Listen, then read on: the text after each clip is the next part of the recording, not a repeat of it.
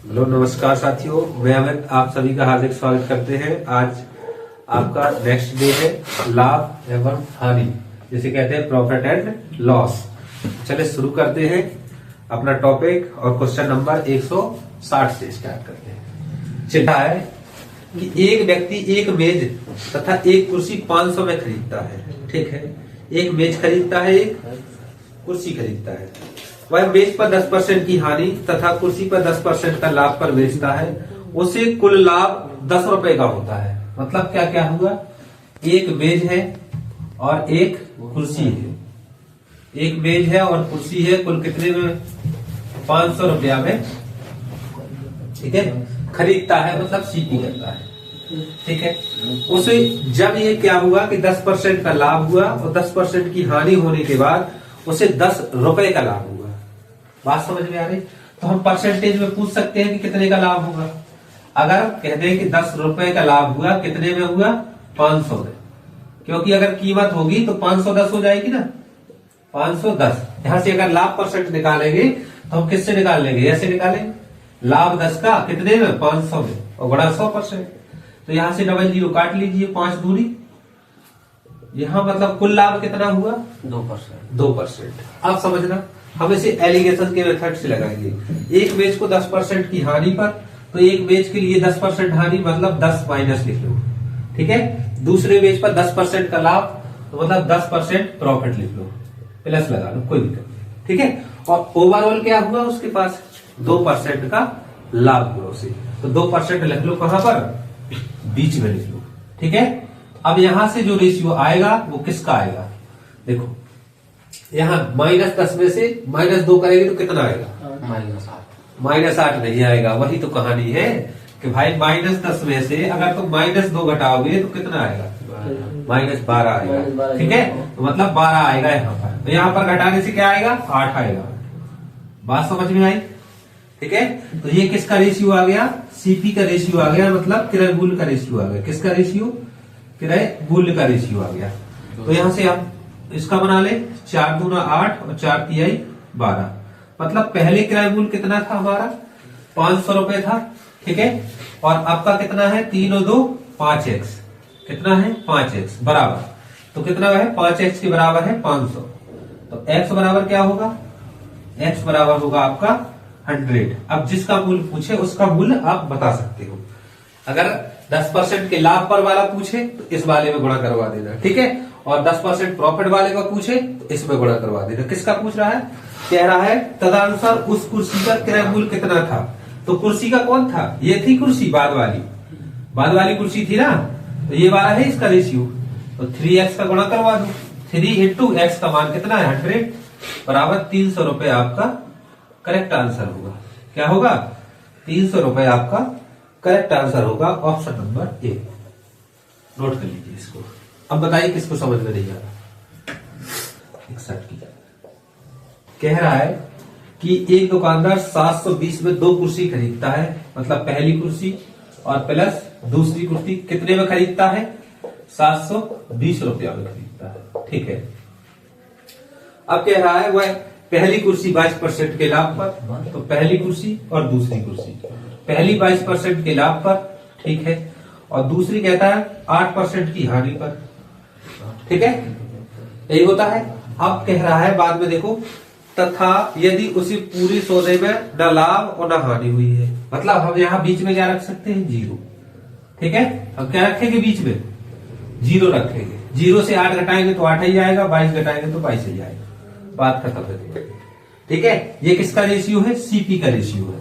मतलब 720 के बराबर करना है ये रेशियो। ठीक है, हम काट सकते हैं इसको। कैसे काट गए? 4 और 11। इसका टोटल अनुपात कितना हुआ? 15। तो 15x की वैल्यू क्या होगी भैया? ठीक है, एफिशिएंट शब्द यहाँ भी x मान सकते हैं ना अनुपात में। ठीक है, तो 15x की वैल्यू क्या होगी? 750 लिखा है क्या? अच्छा सॉरी, 750 है।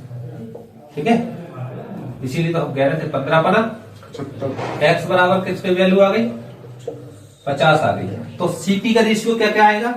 पहली का आएगा 500 का 200 रुपया और 11 25 550। अभी इसने क्रय मूल्य नहीं पूछा है, इसने सवाल को पढ़ कर दिया था। पूछा है कि दूसरी कुर्सी का विक्रय मूल्य बताइए। दूसरी कुर्सी, पहली कुर्सी 22% के लाभ पे, दूसरी कितना 8% की हानि पर। ये तो सीपी है, तो विक्रय मूल्य कैसे निकलेगा? विक्रय मूल्य, विक्रय मूल्य कैसे निकलेगा? 550 रुपए का कितने परसेंट? 8% की हानि, मतलब 92/100। ठीक है, ऐसे निकालेंगे। 0 से 0 काट लो, 5 से इसको काट लो, 5 दूना 10, 5 एकम 5, 5 एकम 5, इसको काट लो, 2 चौको 8, 2 6 12। तो क्या होगा? 46 इंटू 11 का गुणा करवा दो। 11 छिक्का 66 और 11 चुक 44, 6 4 10, 506। 506 रुपया आपका ऑप्शन नंबर कौन सा है? आपका बी ऑप्शन करेक्ट आंसर है। ठीक है, कितना आएगा? 506। अगर क्रय मूल्य पूछता तो आंसर कितना था? 550। दूसरी का पूछता 550, पहली का पूछता 200। ठीक है, अगर उसने पूछा तो विक्रय मूल्य, अगर पहले का विक्रय मूल्य पूछता तो क्या निकालते? 200 का 122% निकाल देते। बात समझ में आ रही? 162 कह रहा है कि एक आदमी 2160 रुपए में पंखे, 2 पंखे खरीदता है। 2 पंखे कितने में खरीदता है? 2160 रुपए में 2 पंखे। कितने पंखे? 2 पंखे। 2 पंखे खरीदता है। ठीक है, तो पहला पंखा और दूसरा पंखा। अब क्या कहता है कि एक को 15% के लाभ पे और 9% की हानि पे। 15% का लाभ और -9% की हानि। फिर कहता है कि बेचने पर उसे पूरे सौदे में ना तो लाभ हुआ और ना ही हानि। तो हमने क्या करा था? बीच में क्या रख देना? फिर 0। ठीक है, अनुपात बना लेना तुरंत। इसका 9 आएगा, इसका आएगा 15। अनुपात काट लो, 3 त्रिक का 9 और 3 5 15। ठीक है, अब क्या करना है? ये किसके आ गए? क्रय मूल्य निकलेगा हमेशा यहां से। क्या निकलेगा? क्रय मूल्य निकलेगा, क्रय मूल्य। ठीक है, तो क्रय मूल्य बराबर क्रय मूल्य कर दो। 5 और 3 8x। 8x बराबर कितने? 2160 रुपया। तो एक की x की वैल्यू निकाल लो, यहां से काटो। 8 दूना 16, 16 4 20 और 8 सते 56, 270। 270 रुपया आएगा। 270 का यहाँ कटवा लो। किसका पूछ रहा है? पहले का, दूसरे का? प्रत्येक का पूछ रहा है, कोई दिक्कत नहीं है। तो पहली वस्तु का निकाल लो और सेकंड वस्तु का निकाल लो। तो ये क्या होगा? 27, 270 इंटू 3 और दूसरा होगा 270 इंटू 5। पहली वस्तु का पूछे तो 7 21 और 2, 3 दूनी 6 और 2 8, 810 रुपया पहली वस्तु का आ जाएगा। और दूसरी का आएगा 7 पना 35, 3 5 3 15, 16 17 5 दूनी 10। ठीक है, 1350। अरे हाँ 1350, 1350 रुपए। ये आपके पहले आंसर और ये दूसरा आंसर, ये दोनों आंसर है। ठीक, और ऑप्शन नंबर कौन सा है? तीसरा। हाँ, 162 लगा रहे थे ना? 162। 810 1350 ऑप्शन नंबर सी आंसर आपको करेक्ट है। 163 नंबर कह रहा है एक व्यापारी एक कलाई घड़ी और एक दीवार घड़ी इतने में खरीदता है। एक कलाई घड़ी और प्लस एक दीवार घड़ी कितने में खरीदा भाई? इसने 390 रुपया में खरीदा मतलब सीपी की। ठीक है, उन्हें बेचकर कलाई घड़ी 10% पर और दीवार घड़ी 15%। तो दोनों के लाभ है, कलाई घड़ी और दीवार घड़ी। एक 10% पर, एक है 15% पर। लाभ है तो लाभ के लिए माइनस प्लस कुछ नहीं रहता। ठीक है, यदि कुल 51 रुपये 50 पैसे का लाभ कमाता है तो भैया हमें तो यहाँ परसेंटेज रखना पड़ेगा ना। तो अगर देखो 390 में खरीदता है और 51.50 रुपये का लाभ कमाता है, कितने में कमाता है?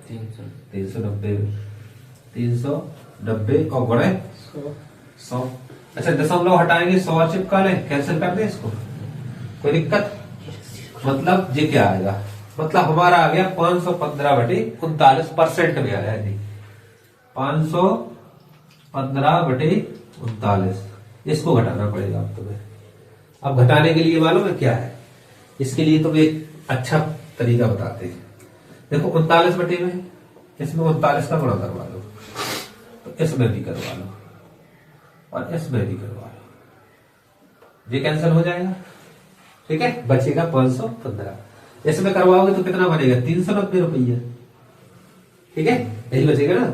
इसमें करवाओगे तो थोड़ा करवाना पड़ेगा। 15 नंबर 135। हाँ 15 नंबर 135 है, 15 की 45, 45 और 5 3 8 4 1 5 800 550। अब घटा लो आप सहूलियत हो जाएगी तुम्हें, नहीं तो फिर क्या करोगे, बवाल हो जाएगा।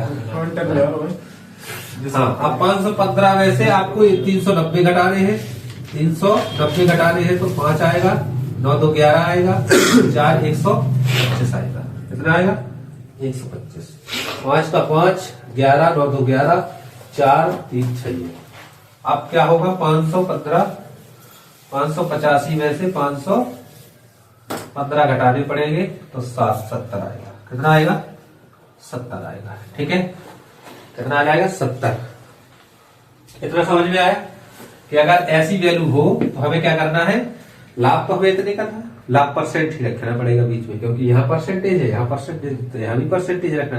अगर यहाँ परसेंटेज रुपये रख दोगे तो कैसे काम करेगा, परसेंटेज ही तो चाहिए हमें, ठीक है। अब देखो भाई इसको काट लो, 5 से काट सकता है, 5 1 5, 2 बचे 5 चौको 20, 5 दूनी 10, 5 25। और कटेगा क्या, नहीं कटेगा, नहीं कटेगा ना। तो इनका क्रय मूल का अनुपात यहां से निकलेगा, क्रय मूल का अनुपात 14:25 है, ठीक है। यहां से तो हमने परसेंटेज निकाल ही लिया था। अब बात करते हैं सीपी बराबर सीपी करना है, तो 14 और 25 कितने होते हैं, 39 ही तो होते हैं। 39 एक्स बराबर कितने हुए 390, एक्स बराबर कितना होगा भैया, एक्स बराबर होगा ओनली 10 आएगा, ठीक है। अगर हम बात करते हैं किसकी, इसका क्रय मूल कितना होगा तो 140 रुपये, इसका कितना होगा 250 रुपये। पूछा क्या है सवाल में भैया, अंतर पूछा है। अरे अंतर पूछा है तो तुम पहले ही बता देते यार, हम ये गणना करने की जरूरत ही नहीं थी तुम्हें, ये नहीं करते आप, ठीक है। अगर अंतर पूछता है तो ये नहीं करना है, फिर ध्यान देखना कितने का अंतर है, यहाँ कितने का अंतर है 11 का अंतर है, बस अंतर में गुणा करवा दो इस वाले का 110, ठीक है। 164 नंबर कहता है, 2 कलाई घड़ियों को कुल इतने में क्रय मूल इतना है, सीपी कितना है 840 रुपए, सीपी है 840 रुपए, कितना 840 रुपए है। एक घड़ी 16% के लाभ पर और दूसरी घड़ी 12% की हानि पर। पहली घड़ी और दूसरी घड़ी, पहली कितने में है 16% के लाभ पे 16% लिख लो, और दूसरी है 12% की हानि पर -12%। अब कह रहा है कुल सौदे में ना लाभ हुआ ना हानि हुआ, तो 0 रख देना है, काम खत्म हो गया तुम्हारा, ठीक है। यहाँ से लिखना है 12, यहाँ लिखना है 16, 4 की आई 12 और 4 चौका 16, जे अनुपात में आ गए। तो सीपी बराबर सीपी 4 होती 7, एक्स बराबर कितने लिखना है 840 रुपए, 7 एकम 7 और 7 दूना 14, एक्स बराबर आ गया 120, ठीक है। अब पूछ रहा है तो ठीक है 164 लगा दें। तो वह घड़ी जिसे दुकानदार लाभ पर बेचा था, लाभ पर कौन वाली थी, ये वाली थी पहली वाली, ठीक है। तो ये है उसका अनुपात, तो कितना होगा 12 3 36, लाभ वाला जो ना आएगा 360। तो दीवार घड़ी की कलाई घड़ी रही, तो वह घड़ी जिसे दुकानदार लाभ पर बेचता है उसका क्रय मूल्य क्या होगा, यही तो होगा 360। बुद्धू हो तो यही तो है 16% की वैल्यू, ये 12% की वैल्यू है, यही आता है अनुपात, 360 ही रुपए आएगा answer, option number A. 165 number 165 कहता है एक व्यक्ति ने 2 साइकिल 1600 रुपए में खरीदी, ठीक है। सीपी क्या हो गया 1600। अब यहां देखना भाई, सीपी 1600 हो गया, कह रहा पहली वस्तु 10% के लाभ पे, मान लो ए, मान लो 10% के लाभ पे क्या होगी 10% का लाभ। फिर कह रहा है दूसरी वस्तु 20% के लाभ पे, प्लस कर लो, बी को 10% के 20% के लाभ पर बेच दो, प्लस कर लो। फिर कह रहा है यदि उसने पहली वस्तु, अब दूसरी कहानी हो रही है, मतलब पहली वस्तु 20% के लाभ पे, अब इसने पहली वस्तु 20 के लाभ पे बेची, और दूसरी बेच दी कितने 10% की लाभ पे। अब क्या होगा इसके बाद बेची होती तो उसे 5 रुपए अधिक मिलते। 5 रुपए अधिक मिलते मतलब क्या होगा कि 1 5 ज्यादा है एक में कम है। ठीक है, तो अगर हम इसको इस साइड लाए, इसमें ये बड़ी होगी, बाद वाली हमेशा बड़ी होती है ना, और ये वाली यहां होती है, तो इसको कर लो ए का 20% और प्लस बी का 10%। अगर हम इसमें से घटाए दे ए का 10%, ठीक है, या तो फिर ऐसा कह सकते हो कि इन दोनों का अंतर 20% 5 रुपए का होगा। इतनी बात समझ में आई कि नहीं आई? अगर हम कहते हैं कि तुम इनसे 5 ज्यादा हो तो हम कहेंगे दोनों का अंतर 5 का होगा कि नहीं होगा? इतना कह सकते हो ना, अगर तुम कह सकते हो, ठीक है, तो 5 का अंतर होगा। आज मुझे बताओ कि यहाँ ए 20 है, ए 10 है, बी 20 है, बी 10 है, तो बी 20 है। तो मतलब हमारे कहने का मतलब क्या होगा कि ए का 10% बचेगा, यहां से बचेगा कि नहीं बचेगा, और किसका बचेगा माइनस बी का 10% भी बचेगा, और बराबर क्या होगा 5 के बराबर होगा। बात समझ में आई? 10% का मतलब क्या होता है तुम खुद जानते हो कि 1/10 होता है ना, 1/10। ठीक है, तो 1/10 अगर हम कह दें कि ए माइनस बी बराबर क्या होगा, तो हम कह सकते हैं 50 होगा ए माइनस बी। क्यों? क्योंकि अगर यहाँ पे 1/10 करेंगे, माइनस 1/10 एलसीएम आएगा 10, 10 का गुणा हो जाएगा ना। तो हम कह सकते हैं ए माइनस बी बराबर कितने 50, और ए प्लस बी का मतलब क्या होता है 1600, यही तो होता था। लेकिन उसने पूछा क्या है भाई, अगर पूछता ए की वैल्यू बताइए, बड़े की वैल्यू, तो दोनों क्या करते जोड़ के 2 का भाग, और कहते बी का वैल्यू बताइए तो घटा के 2 का भाग, ऐसे निकालते हैं ना, ऐसी कंडीशन में। लेकिन उसने पूछा क्या है, पहली बार उसने पूछा है 165, तो दोनों साइकिलों को लागत मूल्य का अंतर ही पूछा है उसने, इसलिए आंसर क्या होगा 50 ही आपका राइट आंसर होता। तो 1600 कह रहा है कि जैसे अगर एक एक के मूल्य निकालने होते, एक एक के मूल्य ऐसे निकलते, जैसे मान लो ए का मूल्य निकालना है, तो ए का मूल्य क्या होगा, ए प्लस बी बराबर आपको दिया है 1600, ठीक है, और ए माइनस बी बराबर क्या दिया है आपको 50। अगर हमें ए की वैल्यू चाहिए तो दोनों में जोड़ के, मतलब जी बड़ा होगा, बड़ा होगा, क्यों होगा कि ए में से भैया बी को घटाया है तब 50 आया है। तो मतलब हम क्या कह सकते हैं कि दोनों को जोड़ के 2 का भाग देंगे तो किसके मान आएगा, ए का मान आएगा। ठीक, डायरेक्ट तुम्हें बताया है कई बार, 2a कर लो, 2a, ठीक है, अरे 2a तो होगा भैया, बी से बी कैंसिल होगा, वही वाला फार्मूला है, समझ नहीं रहे तुम बात। 166, ठीक है, कह रहा राहुल ने 2 साइकिलें 1500 रुपया में खरीदी, मतलब 2 साइकिलें खरीदी कितने में 1500, इसका सीपी है, टोटल सीपी कितना है 1500। कह रहा है पहली एक साइकिल 20% की हानि पर और एक 20% के लाभ पर, दोनों साइकिलों का विक्रय मूल्य समान है, तो दोनों साइकिलों का क्रय मूल्य बताइए। अब देख रहे हैं आप, विक्रय मूल्य समान है दोनों का, तो एक साइकिल को मान ले हम x, पहली साइकिल मान ले x, और दूसरी का होगी भैया, दूसरी का होगी 1500 माइनस x। अब विक्रय मूल्य दोनों के समान है, तो कह रहा है कि एक साइकिल पर 20% की हानि, तो मतलब एक एक्स भी क्या होगी 20% की हानि, मतलब 80/100 यही होगा, और दूसरी पे क्या होगा, दूसरी ये है 1500 माइनस एक्स, और कितने में लाभ पर बेचा है इसे, एक साइकिल पर 20% की हानि और दूसरे 20% का लाभ, 120/100, ठीक है, और दोनों के विक्रय मूल्य बराबर है, बराबर कर लो। ठीक, विक्रय मूल्य बराबर है, कह रहा है सवाल तो करना पड़ेगा हमें। तो दोनों साइकिलों का क्रय मूल्य क्या होगा, क्रय मूल्य पूछा है उसने दोनों साइकिलों का, सीपी, हाँ सीपी पूछा है उसने दोनों का। अब इसको देखो ऐसे सॉल्व नहीं करना तुम्हें, ऐसे करना, 100 से 100 कैंसिल कर दो, 0 से 0 कर दो, 4 गुना 8 कर लो, 4 TI, ठीक है। अब करो सॉल्व, अब क्या होगा 2x यहाँ बचेगा बराबर 15 थी 45 00 माइनस 3x, इस साइड जाएगा कितना बचेगा 5x बराबर 4500, 5 45, x बराबर 900, एक तो आ गई 900, एक तो आ गया 900, लेकिन दूसरा कहां से निकलेगा, x का मान आ गया 900, 9 6 15, ठीक है, एक आप तो ऐसे भी कर सकते हो कि हाँ एक अगर 9 है तो दूसरी 600 अपने आप होगी, नहीं है पता तो भैया 1500 में से घटा लो।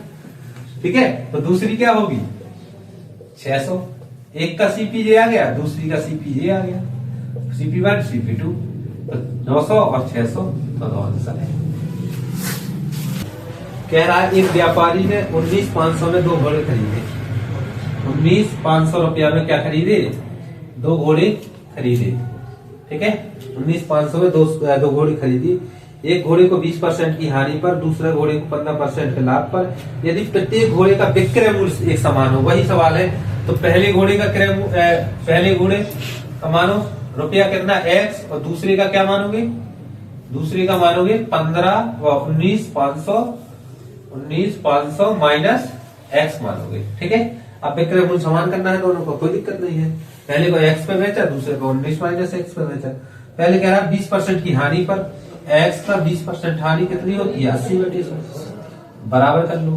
दूसरे को कैसा 19,500 माइनस के x, और क्या कह रहा है दूसरे को 15% के लाभ पे 115/100 कर लो। अब देखना तुम ऐसा नहीं करना, समझो इस बात को, गुणा ना करवाना पड़े तो 100 से 100 कैंसिल कर लो। यहाँ उतने से काटना जितने से काम चल जाए, तो 5 से ही काटना, तो यहाँ आएगा 23, यहाँ आएगा 5 एकम 5 55 30, बस अब नहीं काटना।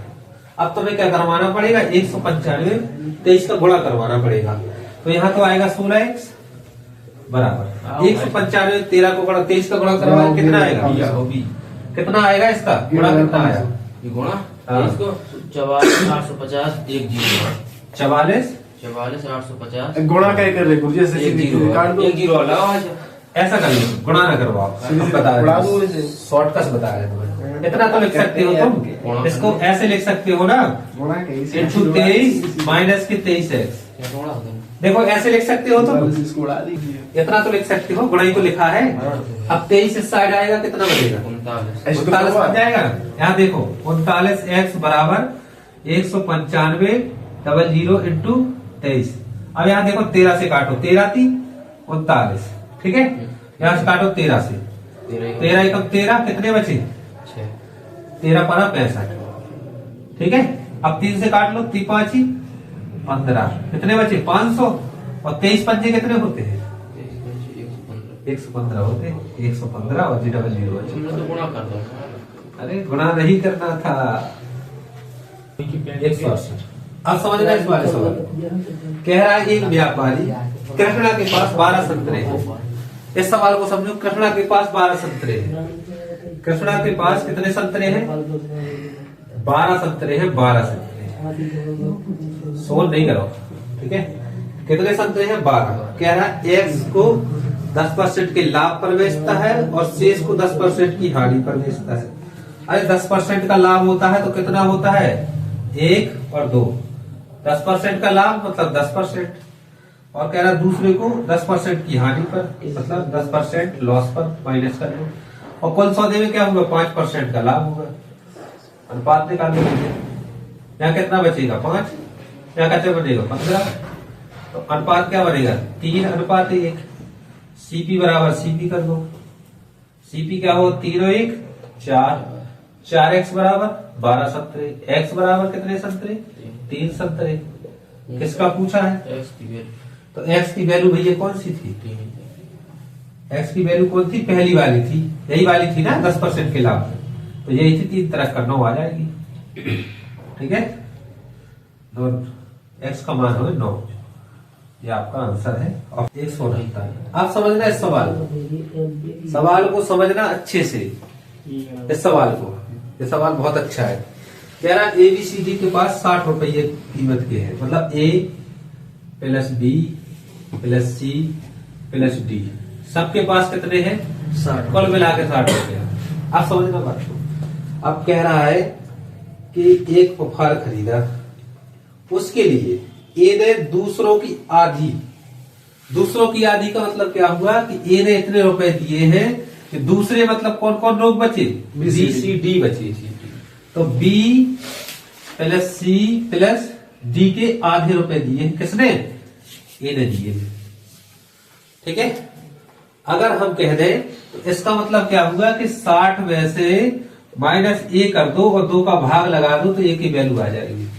ये बराबर होगी कि नहीं होगी? मतलब जैसे मान लो इन तीनों ने जितने दिए हैं इसके आधे दिए हैं ए ने, बात समझना। मतलब टोटल तो 60 रुपए थे, टोटल 60 कब होगी जब हम इनकी वैल्यू बराबर होगी। अगर हम इनको दोनों को जोड़ दें तो 60 होगी कि नहीं होगी? होगी ना 60। इसने इतने रुपए दिए हैं कि इन तीनों के आधे की बराबर दिए हैं।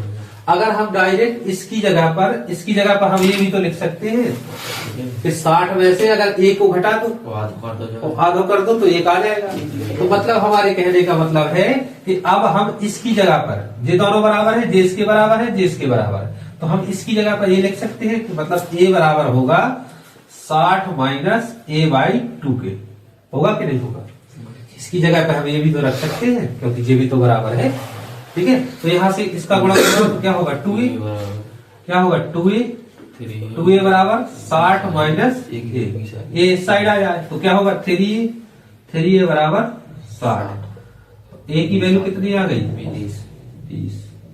समझना सवाल, ए की वैल्यू आ गई। अब यहां निकालो बी की वैल्यू। बी की वैल्यू क्या कहता है? बी की वैल्यू कहता है कि बी ने दूसरों के 1/3। अब बी बराबर क्या होगा? दूसरों के 1/3 हम डायरेक्ट यहां लग दे। दूसरों के 1/3 मतलब 60 माइनस बी बाई 3। हम ये नहीं लिख रहे हैं। दूसरों का मतलब ये है यहां से कि ए बी का बी तो निकाल रहे हैं तो ए होगा, बी निकल गया, सी होगा और डी होगा इसका 1/3। बात समझ में आ रही? हमने ये वाला न रख के डायरेक्ट हमने ये वाला रख दिया इसके बराबर। ठीक है, बी का। अब यहां से बी का गुणा होगा तो क्या होगा 3b बराबर 60 माइनस बी, तो बी यहां आएगा 4b बराबर 60। तो कितना होगा 15 चौका 60, तो बी बराबर आ गए 15। अब सी का मान निकालना है हमें ऐसे ही। अब सी का मान कैसे निकलेगा? तो सी बराबर क्या होगा? दूसरों के कितने कह रहा है? दूसरों के 1/4 का मतलब होगा 60 माइनस सी बटे 1/4 का मतलब 4। यही होगा ना? तो 4c यहां जाएगा, 4c बराबर 60 माइनस सी, तो ये क्या होगा 5c बराबर 60। सी बराबर क्या होगा 12। अब हमें किसके किसके मान निकल रहे? हमें ए का प्लस बी का प्लस सी का प्लस डी बराबर तो हमें दिया है 60 है। ठीक है, अब किसका मान निकालना है? सी डी का। तो ए का मान कितना निकला था? ए का मान यहां निकला था 20, तो 20 रख दो। प्लस बी का मान कितना निकला था? 15 रख दो। प्लस सी का मान कितना निकला था? 12। प्लस डी का हमें पता नहीं है, बराबर होना चाहिए 60 हमारे। ठीक है, तो जोड़ लो। 5 2 7, 1 2 और 2 4, 47 प्लस के डी बराबर 60 होगा। अच्छा 60 होगा, 47 प्लस के डी बराबर, तो 60 माइनस 47 कर दो तो किसका मान निकल के आएगा? डी का निकल के आएगा। कितना बचेगा? 10 में से 7 गई 3, यहाँ बची 5, 13। डी बराबर होगा आंसर आपका 13। डी का मान पूछा था। तो आप कैसा लगा? तो एक थोक विक्रेता व्यापारी किसी खुदरा व्यापारी के 12 वस्तुएं 9 वस्तुओं के अंकित मूल्य पर बेचता है। ध्यान देखो, एक थोक विक्रेता किसी खुदरा व्यापारी को, थोक विक्रेता है, एक खुदरा है। खुदरा मतलब जानते? अरे मतलब एक थोक में सामान ले आए फिर फुटकर में बेचे, उसे कहते हैं खुदरा व्यापारी। ठीक है, 12 वस्तुएं 9 वस्तुओं के अंकित मूल्य पर बेचता है। 12 वस्तुएं हैं, 9 वस्तुओं के अंकित मूल्य पर बेचता है। मतलब हमने माना एक वस्तु का अंकित मूल्य क्या होगा? एक वस्तु का अंकित मूल्य क्या होगा? 1 रुपया मान लिया हमने। ठीक है, तो 9 वस्तुओं का 9 रुपए होगा। ठीक है, 12 का क्या होगा? 12 होगा। अब कह रहा है अंकित मूल्य पर बेचता है यदि खुदरा व्यापारी उन्हें उसके अंकित मूल्य पर बेचे। अगर खुदरा व्यापारी, देखो थोक वाले से खरीदा 9 रुपए, जैसे मान लो 12 की थी तो 9 में खरीद लिया। अब वो कह रहा है इतने में नहीं, अगर वो कह दे कि थोक के भाव में बेच दे, अब मतलब इतने की खरीदे, मतलब जे एक जैसे मान लो जे एमआरपी है। ठीक है, तो ऐसे तो होता है भैया, थोक वाले से खरीद के ले आते हैं, 12 की चीज थी 9 में खरीद ली मान लो। अब कह रहा नहीं, उसमें थोक के भाव में बेच दिया, तो कितने में बेचा? फिर एसपी क्या होगा? 12। तो आप पूछ रहा है कि आपका लाभ क्या होगा, तो अब लाभ बता दो भाई। 3 का लाभ है कितने में, 9 मन। बड़े 100 बराबर 33 सही 1/3% आंसर। हाँ, तो वीडियो अच्छा लगे है सभी लोग सब्सक्राइब करें और कमेंट करें कि कौन सा टॉपिक पर वीडियो चाहते हैं। धन्यवाद, जय हिंद।